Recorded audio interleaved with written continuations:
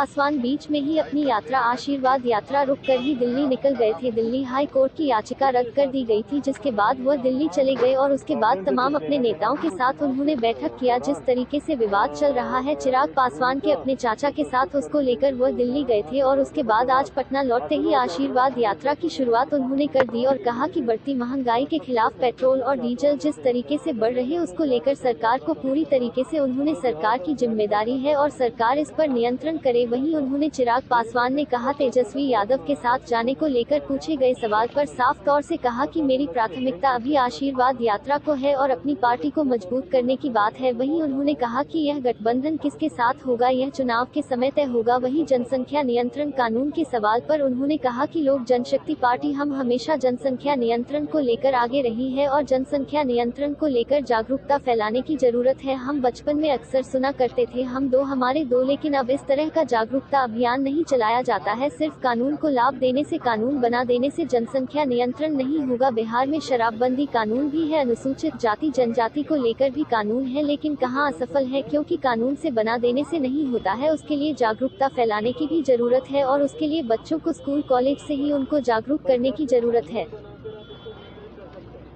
इतिहास में कई ऐसे कानून हैं जो हम लोगों की जानकारी में है, पर उसमें जिस तरीके से एग्जीक्यूशन होना चाहिए, शराबबंदी कानून उनमें से एक है। प्रदेश में शराबबंदी कानून मुख्यमंत्री जनसंख्या नियंत्रण बिल को लेकर के बहुत सारी बातें हो रही हैं, तेजस्वी यादव से लेकर के कांग्रेस में फूट रही है एक तरह से। देखिए, लोक जनशक्ति पार्टी ने हमेशा जनसंख्या नियंत्रण कानून को लेकर हम लोगों ने जागरूकता की बात हम लोग हमेशा से करते आए हैं कि जागरूकता इसमें फैलाने की ज़रूरत है। जब तक लोग जागरूक नहीं होंगे कानून बनाने से, और ये देखिए ये इस बात को समझने की ज़रूरत है, ये भारतीय मानस की मानसिकता को समझने की ज़रूरत है। कानून आप कोई भी बनाकर ऊपर से लाद देंगे तो कानून कभी सफल नहीं होगा। बिहार में क्या हो रहा है, शराबबंदी कानून है ना, सफल हुआ क्या? तो जब तक आप इसको लेकर जागरूकता नहीं फैलाएंगे, दलितों को लेकर कानून नहीं है क्या? SC/ST एट्रॉसिटी एक्ट कब से चलता आ रहा है, पर उसके बावजूद भी दलितों के ऊपर अत्याचार होता है। तो कानून से बनाकर आप ऊपर से लाद दें, ये किसी भी समस्या का हल नहीं है जब तक जागरूकता नहीं फैलेगी।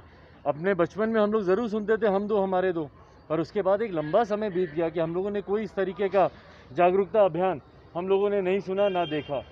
जिस तरीके से इमरजेंसी के वक्त भी ज़बरदस्ती नसबंदी की जाती थी, तो तमाम इस तरीके की घटनाएं कहीं ना कहीं गलत होती हैं। और कानून भी अगर आप सिर्फ बना देंगे और उसको ज़बरदस्ती लागू करवाने का प्रयास करेंगे, इसके लिए सबसे खूबसूरत रास्ता है कि आप जागरूकता फैलाएं।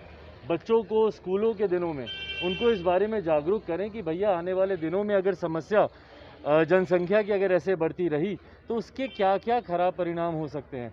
देखिए, साधन संसाधन सीमित हैं, ये हर कोई जानता है, तो उसके लिए ज़रूरी है कि कहीं ना कहीं इस बात की जागरूकता व्यक्ति के दिमाग में पहले से ही है। आशीर्वाद यात्रा फिर निकल रहे हैं आप, ये आशीर्वाद कहां तक आप सक्सेस कर पा रहे हैं और कहां तक पहुंचे? देखिए, ये बात मैं नहीं, ये बात आप सब जान रहे हैं कि आशीर्वाद यात्रा कितनी सक्सेसफुल चल रही है। और मुझे आप सब के माध्यम से जो तस्वीरें देश और दुनिया के लोगों तक पहुंच रहे हैं वो अपने में दर्शा रहा है। मैं एक ज़रूरी बैठक से 2 दिन के मैं दिल्ली ज़रूर गया था, वहाँ पर भी जितने लोगों ने मुझे बधाई शुभकामनाएं इस यात्रा को लेकर दी, और मैंने बार बार कहा है कि मेरे लिए ये यात्रा बहुत महत्वपूर्ण है। जब मेरे अपनों ने अपने हाथ मेरे सर से आशीर्वाद के हटा दिए, तो ऐसे में बिहार की जनता का आशीर्वाद लेना मेरे लिए